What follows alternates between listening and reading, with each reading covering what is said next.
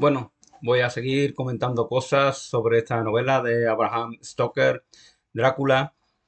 Os había dicho que mm, había un aspecto religioso, desde mi punto de vista, que era un poco la defensa de valores cristianos, en contraposición con los antivalores que emanan de la figura del vampiro.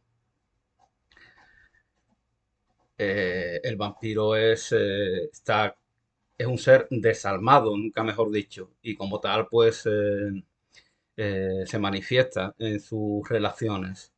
No tiene corazón, no tiene vida real, no tiene conciencia de lo trascendente ni de lo comunitario, y por lo tanto es la autodestrucción de toda la familia humana, por decirlo así. E igualmente, pues había comentado el aspecto político, por decirlo así, que no es ideológico, de Drácula, en el cual pues este vampiro quiere extender su pandemia por todo el orbe, contagiando porque de esa manera se mantiene vivo en su falsa inmortalidad.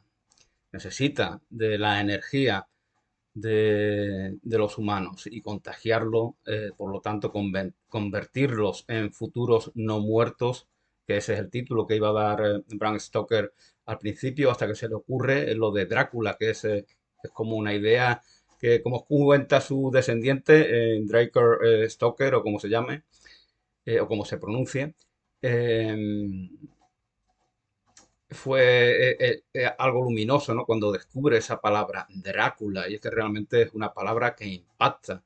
Fijaos esas dos A's que, como comentaba en algún vídeo que hice hace años, son fonemas masculinos y están como siendo dominados por ese elemento nocturno, ese elemento de las profundidades, ese con el cual siempre emulamos el sonido de los fantasmas. Bueno, pues esa letra es una letra femenina, la letra U, es la que, a pesar de no ser la letra acentuada de la palabra, es la que de manera impactante domina la palabra Drácula. Fijaos la diferencia, por ejemplo, de esta U con otras que, por ejemplo, la palabra terapeuta. Ahí la U está un poco más disimulada. Pero bueno, volviendo a lo que os comentaba, el aspecto político en el cual pues el vampiro es consciente, como lo es el propio autor de la novela, de que se va a producir un cambio de cultura en el orbe, que va a emerger una cultura global, la globalización en la cual nos encontramos ahora, y que esa cultura va a tener un background, nunca mejor traída esta palabra, anglosajón. Entonces todo, we all are going to speak somehow, to understand, to share our thoughts en esa lengua de Shakespeare. Fijaos que en el siglo XIX realmente la gran lengua europea era el francés. Esa es la que dominaba, era la gente culta de Inglaterra y de otras naciones del continente. Es la lengua que aprendían realmente. Y bueno, hoy pues me iba a centrar ya, habiendo hablado un poco de lo religioso, de lo político, pues el aspecto psicológico.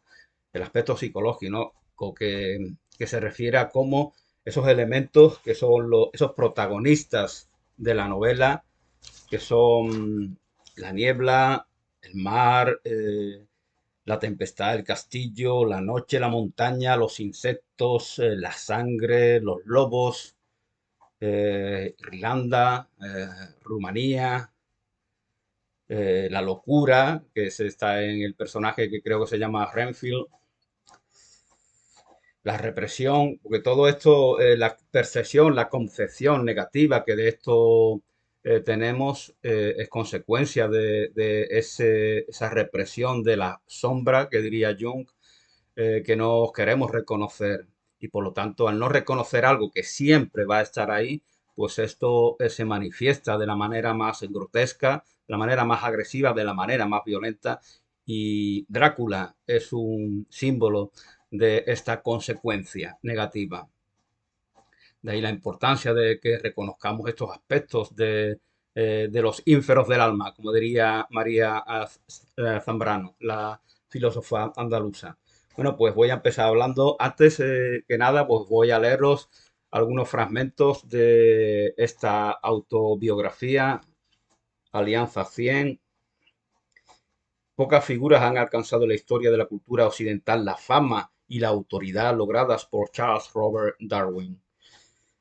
El gran científico, también británico, digo también porque en esa época, como os comentaba, pues Irlanda pertenecía al Imperio Británico, en la época de Bram Stoker. Y bueno, y como yo suelo decir, es junto a Nietzsche, Freud y Marx, los cuatro jinetes del Apocalipsis. Son las cuatro grandes figuras relevantes del siglo XIX que en gran medida pues cambian el devenir de la historia en Europa y en el mundo. Bueno, pues dice Darwin en esta biografía de Alianza Editorial, eh, traducido por Aaron Cohen,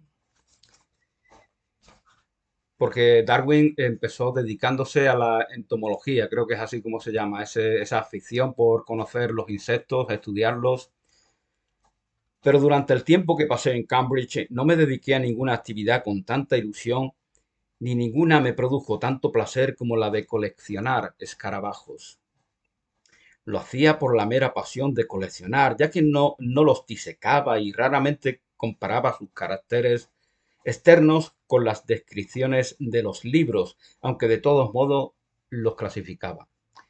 Voy a dar una prueba de mi entusiasmo. Un día, mientras arrancaba cortezas viejas de árboles, vi dos raros escarabajos y cogí uno en cada mano. Entonces vi a un tercero de otra clase que no me podía permitir perder, así que metí en la boca el que sostenía en la mano derecha. Fijaos cómo esa relación tan natural con ese mundo de los insectos que en las metrópolis vemos como seres asquerosos, repugnantes.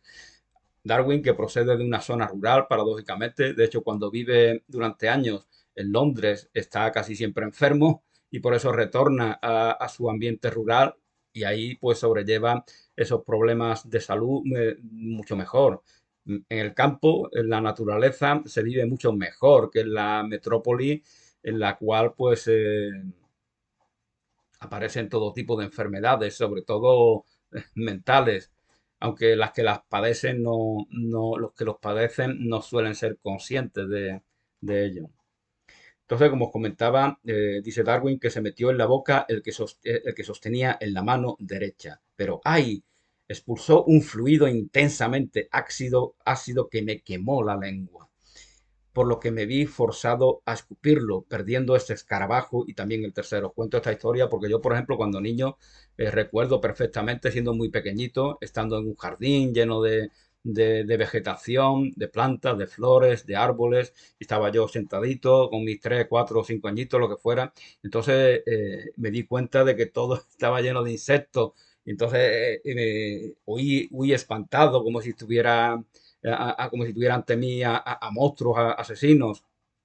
Entonces alguien me comentó eso, que, que no eran más que bichitos inofensivos y que en la primavera, pues aquí, donde hace tanta calor y donde también en esa zona especialmente llovía mucho durante el otoño y el invierno, pues aparecían en primavera muchos insectos. Entonces, fijaos cómo ese apartarnos de la naturaleza convierte todos estos elementos eh, que se manifiestan en esas zonas más salvajes en seres que despreciamos verdaderamente. Realmente eso no es más que un desprecio inconsciente que tenemos por algo que está en nosotros, porque somos naturaleza. Y Darwin aún no ha caído todavía forma parte de una sociedad que vive más cercana a las expresiones de la naturaleza.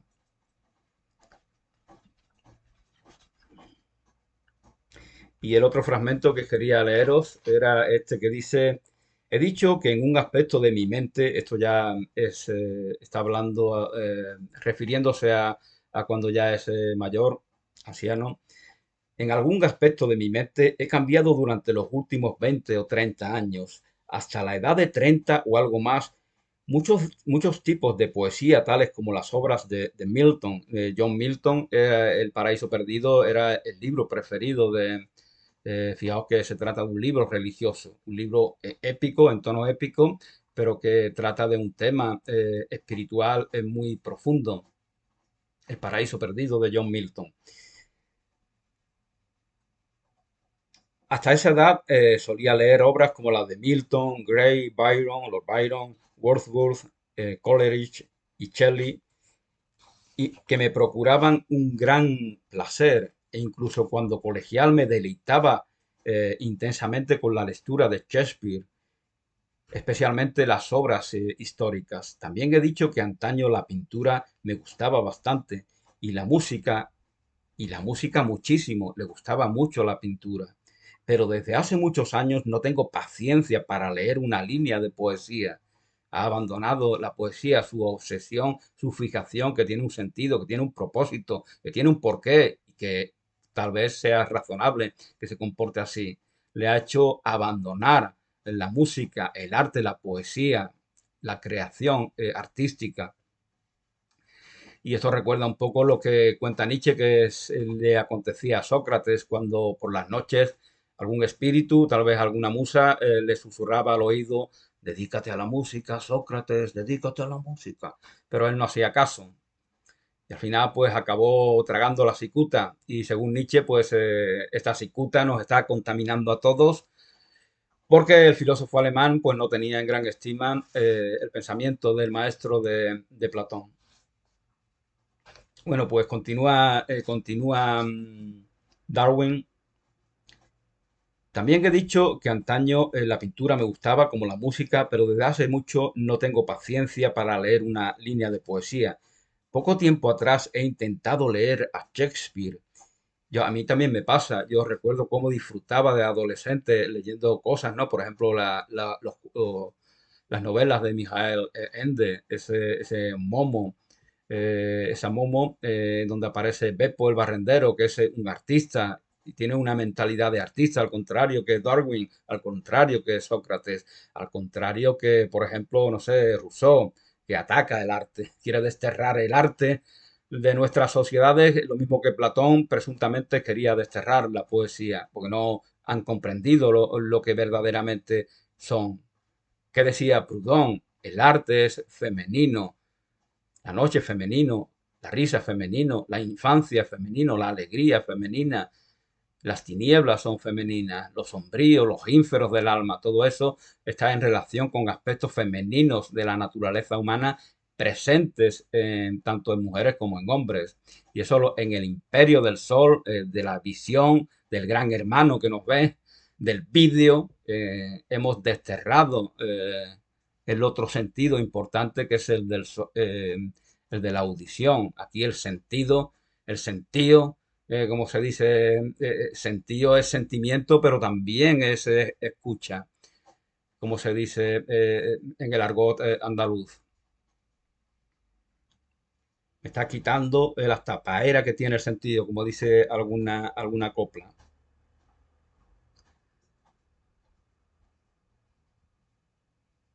Lo encontré, nos comentaba Darwin que intentaba leer un poco a Shakespeare y lo encontró pesado y hasta le dio náuseas.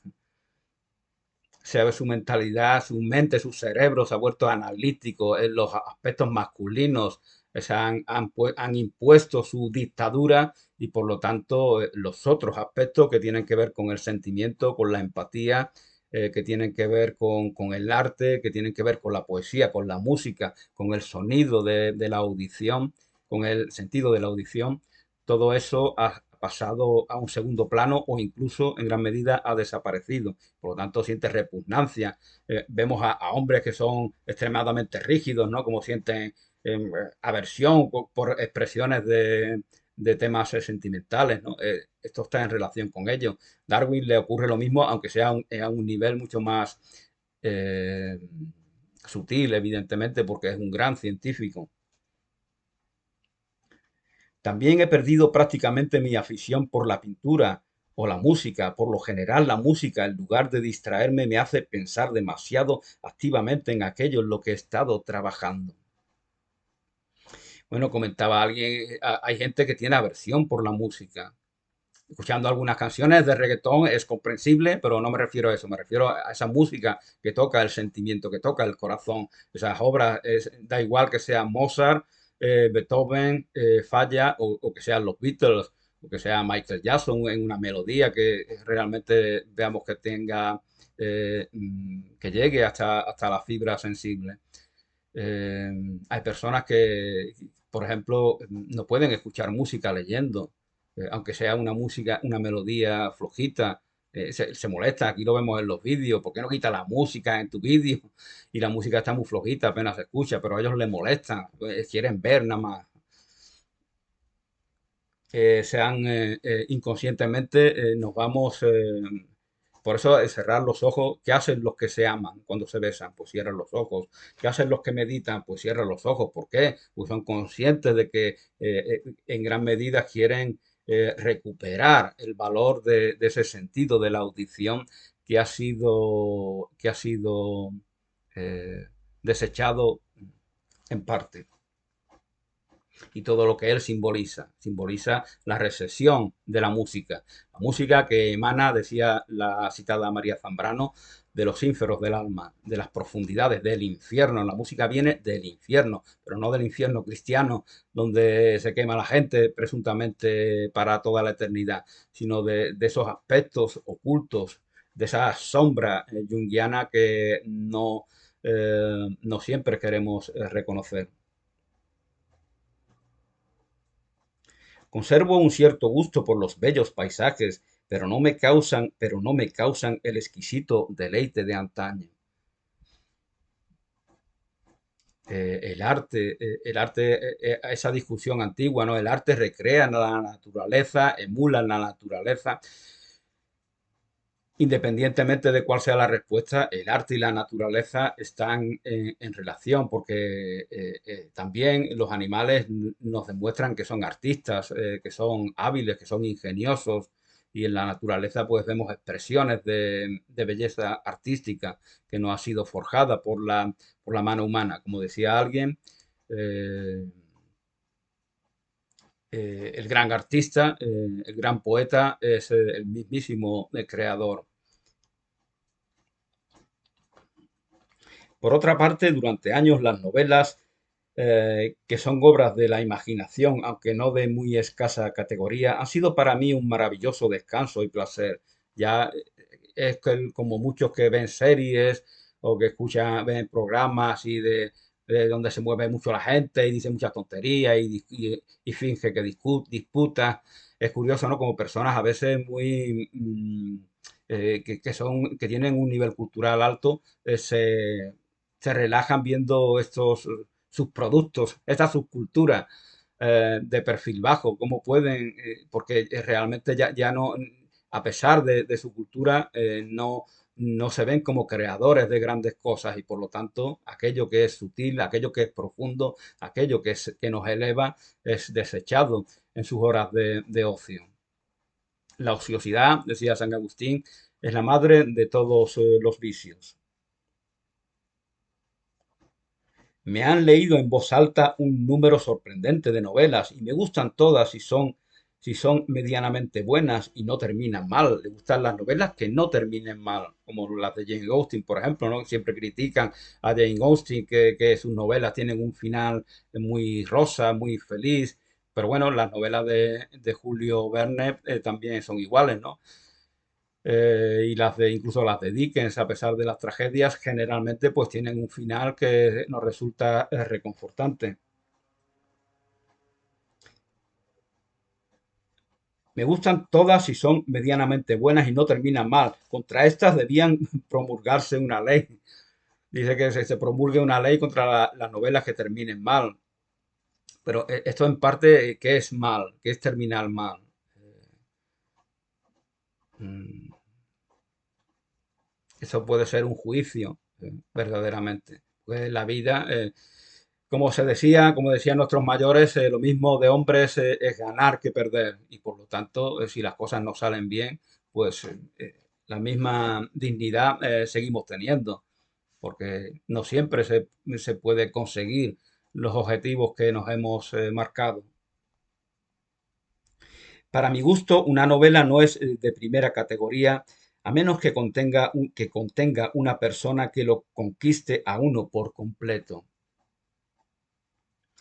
Y si es una mujer guapa, mucho mejor. Bueno, pues esto es lo que dice Darwin y los quería comentar pues para que veáis la relación, porque él es una personalidad influyente eh, en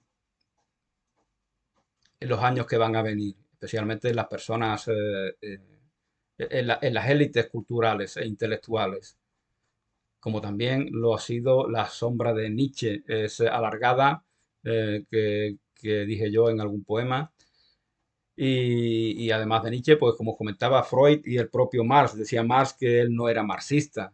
Entonces, una cosa son estas personas y otra cosa es la interpretación que de sus palabras, que de sus obras, que de sus conclusiones eh, hacemos todos los demás en el futuro. Son dos cosas que hay que diferenciar. Bueno, pues voy a hablaros ya de algunos de estos protagonistas, por ejemplo, los lobos. Los lobos, a veces las personas cuando se les menta el lobo piensan en un zorro. Una cosa es un zorro y otra cosa es un lobo. Fijaos la palabra zorro, cuidado con ese que es un zorro. Queremos dar a entender que es una persona astuta que puede querer engañarnos y sabérsela toda para saber todo tipo de recursos para conseguirlo. Pero el lobo hemos ido pervirtiendo lo que la palabra lobo, lo que ese animal salvaje simboliza para nosotros. Antaño no era así. Fijaos que la palabra lobo, de ahí viene Lope, por ejemplo, Lope de Vega, alude al lobo, el nombre del fénix español. Lopera, Lopera es Lobera, el que fuera presidente es Lobera, que es una lobera, la madriguera de los lobos. Entonces, antaño concebíamos al lobo como símbolo de valor, ¿no? Aquí, bueno, aquí no nos lo explica tal cosa, sino aquí en este libro de interpretación de los sueños de, de Juan Antonio Benedi, dice, el lobo representa la ferocidad y la crueldad, advirtiéndonos de lo indeseable de esos instintos traicioneros en nuestras relaciones con los demás. Nos pueden resultar fácil quejarnos y suplicar compasión cuando los sufrimos, pero no siempre somos conscientes de cuándo los inferimos. Bueno, realmente el lobo representa esto porque eso es lo que hemos hecho del lobo. Aquí, por ejemplo, vamos a buscar este diccionario, el gran libro de los apellidos de Josep María Albayés, del Círculo de Lectores. Vamos a buscar qué se nos dice de estos apellidos como Lopera, como antes os decía, equivalente a Lobera, Lopeira, Llovera, Llobatera, todos esos apellidos vienen de lobo, como el propio nombre de Lope y López. El apellido tan conocido de López tiene esa raíz, lupus, esa raíz latina que significa lobo. Bueno, vamos a ver lobera entonces, o lobato, también tenemos a lobato, equivalente a lobezno, cría del lobo, voz particularmente empleada en Asturias, diminutivo de lobo, animal cuya fuerte presencia durante siglos tuvo su lógica repercusión en la toponimia y antroponimia. Había muchos lobos en nuestro país, por ejemplo.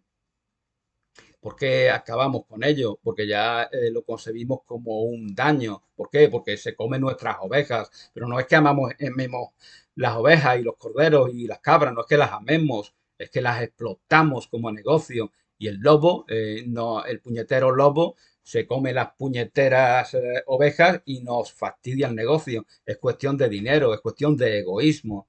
Entonces, y eso convierte al lobo en ese animal que acosa a Caperucita Roja, por ejemplo, en el famoso cuento. Os recuerdo la película Bailando con Lobos, ahí ya se intenta presentarnos a este animal de otra manera, o con Mujeres que corren con los lobos, el libro de Pincola Estés, la psicoanalista. Ahí también pues se pone hincapié en ese valor, porque representa el valor, la fortaleza, la osadía. Eso es lo que representa tradicionalmente la figura del lobo.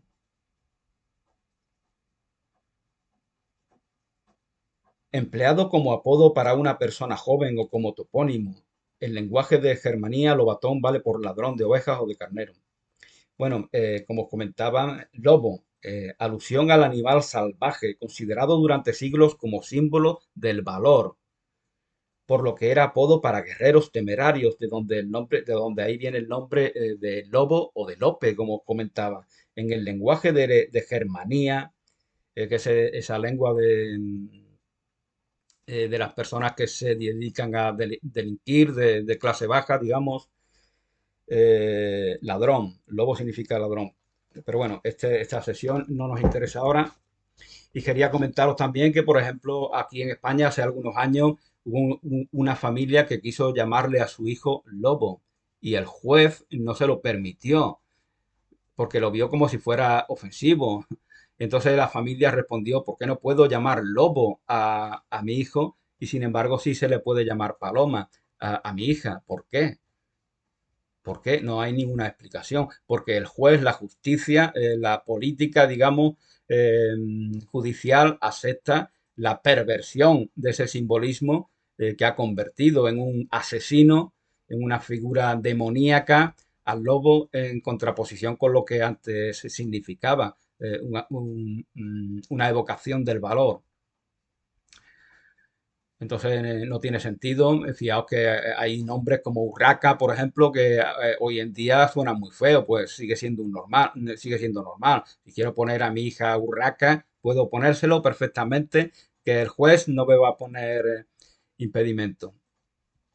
Entonces es un poco ridículo. Hay un juicio, hace un juicio el juez para impedir la voluntad de esos padres que querían eh, lo mejor, que quieren lo mejor para su hijo. Entonces, bueno,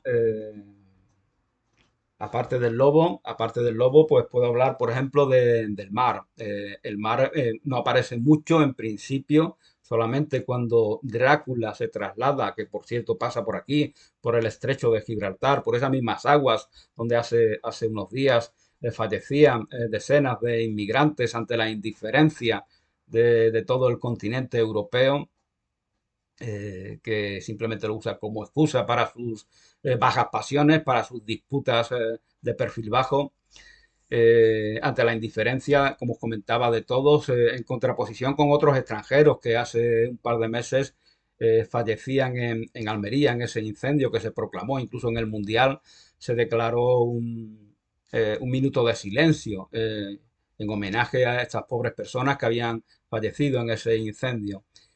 Esos extranjeros, porque casi todos eran extranjeros, merecen un respeto, una consideración, una oración que no merecen estos africanos. ¿Por qué? Porque Europa es un país, un continente que continúa teniendo un alma racista.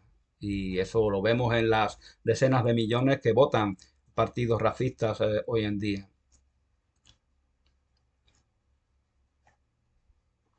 Pero el mar no solamente es el mar también es la sangre. Cuando nos ponemos la concha en el oído, escuchamos el mar, como dicen tradicionalmente. Realmente lo que estamos escuchando es el fluir de nuestra sangre por las venas y arterias, y tiene una sonoridad que es prácticamente igual a la del mar. Entonces, la sangre, todos somos de sangre azul, azul como el mar, porque el mar fluye por nuestras venas, llevando ese oxígeno, esos nutrientes que extiende. Y fijaos que esa aversión a la sangre es también una inconsciente, una inconsciente disposición negativa hacia la riqueza, hacia el valor vital. La sangre es vida, como se nos dice en la novela, la sangre es vida, mi sangre os provee de la vida eterna. Ya os comentaba en el primer vídeo que la sangre es vida, en labios del vampiro es una parodia grotesca de esa sangre que nos redime y nos provee de la vida eterna conforme a la fe cristiana, la sangre de Cristo. Bueno, como os comentaba, el mar fluye por nuestras venas también y por lo tanto la sangre y el mar somos 70% u 80% agua a imagen y semejanza de la superficie de nuestro planeta, que en una igual alguien decía, ¿por qué lo llamamos tierra? Este es otro elemento de represión. ¿Por qué a la tierra que principalmente está cubierta por agua la llamamos tierra? Por egocentrismo humano, porque nosotros vivimos en la Tierra y por lo tanto lo llamamos, vivimos sobre Tierra y por lo tanto le damos el nombre al planeta de aquello que nos resulta más próximo. Arrimamos el ascua a nuestra sardina para darle el nombre al planeta, pero es el planeta azul también. Y nosotros, a imagen y semejanza de ese planeta líquido, en un 70%, al menos en su superficie, a su imagen y semejanza también estamos constituidos de ese mismo porcentaje de líquido. Bueno, la luna, pues también es algo que relacionamos con el lobo, por ejemplo, el hombre lobo. El hombre lobo aparece, el licántropo, se convierte el hombre común en licántropo cuando aparece la luna llena. ¿Por qué? Pues hemos estigmatizado también, hemos relacionado a la luna con bajas pasiones, con instintos asesinos. Cuidado, la luna llena, cuidado. ¿Por qué? Porque no sabemos que esas pasiones supuestamente bajas realmente son impulsos creativos que nos pueden permitir hacer grandes cosas. Y al reprimir esos aspectos, inconscientemente lo que hacemos es incitarles a que se expresen en el peor de los sentidos. Bueno, a ver qué nos dice este autor de Juan Antonio Benedi, creo que se llama así, sobre la luna. Es uno de los símbolos arquetípicos más antiguos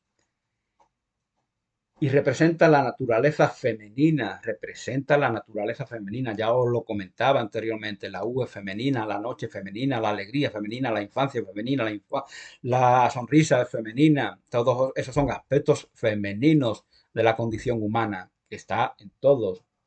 La luna también lo es. El mar es femenino también, al contrario de esa canción que cantaba Mocedades, luego la cantó Mecano también, en el cual se presenta al mar, se presenta al mar como un hombre que se enamora, esa canción que habla de Miguel, entonces mata al marinero porque está celoso el hombre. No, los marineros no hablan del mar, hablan de la mar. La mar es una mujer. Entonces las leyendas que nos cuentan que la mar se enamora del marinero y por eso se lo traga, se lo lleva para sí, esas leyendas tienen mucho más sentido que esa canción de Mocedades. Y bueno, ya en el vídeo sobre Yukio Mishima, el marinero que perdió la gracia del mar, pues os hablaba un poco de ese simbolismo de la libertad que nos evoca el mar. En el mar transitamos con nuestro navío como nómadas por la vida y es esa evocación de la vida nómada y la vida nómada es también un elemento masculino, por lo tanto, al volvernos sedentarios, eh, nos afeminamos realmente. El hombre se afemina y al afeminarse se vuelve más violento, más peligroso, más agresivo, pues ya no nos reconoce su naturaleza, sus instintos, sus pasiones, su sombra, no los reconoce y por lo tanto se expresan a trompicones de manera virulenta, de manera peligrosa para sí y para sus semejantes, especialmente aquellos más próximos a su vida cotidiana. Bueno, nos comentaba este autor en este libro de interpretación de los sueños. La luna es uno de los símbolos arquetípicos más antiguos y representa la naturaleza femenina en general. También guarda estrecha relación con lo inconsciente y las emociones humanas. La cara oculta de la luna, por mucho que la fotografíen, siempre seguirá simbolizando esos aspectos sombríos, esos aspectos sombríos de sombra, esos aspectos del inconsciente que están tan presentes, vigentes y latentes en nuestra vida como lo está lo más evidente. Estrecha relación guarda la luna con lo inconsciente y las emociones humanas. Las emociones humanas. Emoción, ¿qué es la emoción? Aquello que nos mueve, como etimológicamente nos dice. Por eso la emoción mueve a las personas. No, por mucho los intelectuales, por mucho que muchas conclusiones a las que lleguen, por eso fijaos como los partidos políticos intentan apelar al corazón, a los sentimientos, a las emociones. ¿Por qué? Porque saben, incluso con malas intenciones, ¿no? O aunque sean las malas intenciones, no sean conscientes de ello. Los hacen los partidos extremistas. Intentan, cuidado, los extranjeros nos quieren quitar trabajo, nos quieren van a violar a nuestras niñas, van a darle droga a nuestros niños. Entonces quieren, con ese populismo barato, intentan tocar la fibra sensible de la gente sencilla y desgraciadamente, pues en muchas ocasiones lo seducen. Una de sus interpretaciones más usuales es la que se refiere a la inspiración romántica y las relaciones amorosas. Cuando vemos un bello paisaje iluminado tímidamente por la luna en cuarto creciente, es que nos estamos enamorando. La pasión amorosa despierta en nuestro interior. Cuando vemos se refiere a cuando soñamos, ¿no? Porque comenta este autor, creo que se llama Juan Antonio Benedi, espero no equivocarme, Juan Antonio López Benedi, este autor nos comenta al principio que realmente los sueños, la interpretación de los sueños hay que ver quién es el que sueña. No hay una interpretación fija, sino hay que ver, no es lo mismo que un marinero sueñe con el mar, que sueñe con el mar uno que ha estado a punto de ahogarse, por ejemplo, o uno que no ha visto el mar y le gustaría verlo. Entonces, tienes connotaciones distintas. Si vemos el satélite, la Luna, que por cierto dentro de unas horas va a protagonizar un eclipse de sol, aquí es un momento también bastante misterioso. Si vemos el satélite en su fase de plenitud, nos encontramos en el apogeo de la emoción, del idilio, y hay que tener cuidado con los desbordamientos, pues podemos perder el control de nuestros actos y realizar cualquier locura. Al parecer, y realizar cualquier locura. La luna, según lo entienden algunos, está cuando es su esplendor, cuando Jesús muere, supuestamente está la luna en su plenilunio. Por eso la madrugada, por eso ahora que quieren cambiar, ahora que el Papa dice que quiere cambiar, o al menos el Papa que ya falleció, Francisco, pretendía cambiar y poner una fecha fija para la Semana Santa. Entonces ya eso, ya la madrugada, la noche del jueves santo al viernes, ya no sería de luna llena, ya cambiaría. Entonces, fijaos que seguía paradójicamente en la Iglesia por el calendario lunar, ese que hemos desechado para que el imperio del sol, de la luz, eh, del ojo, de la visión, del gran hermano que nos ve y al que vemos, imponga su dictadura desde mi punto de vista. Yo creo que eso aún es, cuanto menos es una evocación, el hecho de conservar la Semana Santa en su fecha tradicional es cuanto menos una evocación de ese calendario lunar y es sorprendente que personas que supuestamente tienen afecto por tal calendario eh, les moleste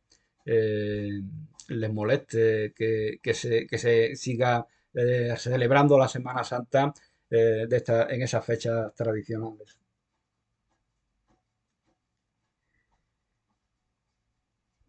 Al aparecer en cuarto menguante, la pasión se extingue y queda un sentimiento maternal, maduro y sereno.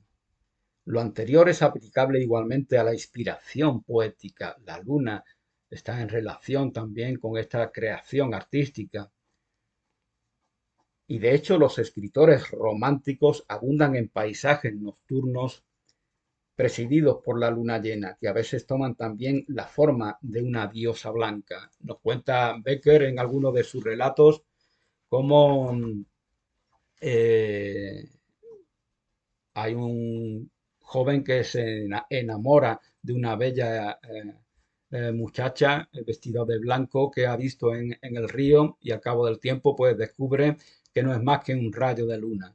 De alguna manera esto es también esa distorsión, esa locura a la que llegamos cuando nos aislamos de la naturaleza, cuando nos confrontamos con ella, cuando queremos negárnosla en nuestra vida y por lo tanto estamos negando para nosotros, para nuestro bien, para nuestro provecho, para nuestro beneficio, todo lo que la naturaleza significa. Eh, decía Margarita Poret, sobre la cual hice algunos vídeos recientemente, eh, que la naturaleza es como las virtudes. Hay un momento en que cuando la persona, cuando el alma se purifica y alcanza la santidad, encuentra su vida en Dios, en la divinidad, entonces trasciende toda la naturaleza, ha muerto en la naturaleza, ha muerto en las virtudes, pero eso no significa que nada de ello desaparezca, sino que todo ello ya está en su lugar, está al servicio del alma elevada, de una verdad superior y cumple su función adecuadamente. Es lo que nos pasa con estos elementos que no cumplen su función. Entonces se pervierte tal función y se manifiestan de manera hostil, agresiva, bajo un patrón separatista y, y violento. Violento, ¿qué es violencia? Hay quien dice, violencia siempre hay, la violencia es eterna. Violencia es violar aquello que no puede ser de otra manera, la expresión de la armonía universal, la armonía de la creación. Eso es violar, eso es violencia. Y por lo tanto, si tal cosa existe, será porque está accesible a todos, porque si no, no existiría. Es nuestro estado natural, según nos dicen muchos libros místicos. Bueno, por el momento aún me queda por hablar de otros temas. Eh, la locura, como os comentaba, la montaña, el simbolismo de Oriente, Holanda, ¿por qué? Van Helsing es holandés, en Rumanía, ese país latino tan raro, porque está lleno su lengua de palabras eslavas, es un país que es distinto, un país latino como España, como Portugal, como Francia, como Italia, pero que es distinto a estos países porque está rodeado de otro tipo de culturas, de turcos, de búlgaros, de serbios, de húngaros y al final somos aquellos con los cuales convivimos. Yo cuando estaba en Navarra pues lo observaba, ¿no? Aquí hay un poco de Euskadi, de Burgos, de Francia, de Aragón. Todo es como intentar crear una identidad propia con aquellos que nos rodean, lo cual no quiere decir que no se tenga tal identidad propia, porque eso acontece con todos. Pues esto es todo por el momento. Y gracias por vuestra atención y hasta una próxima ocasión.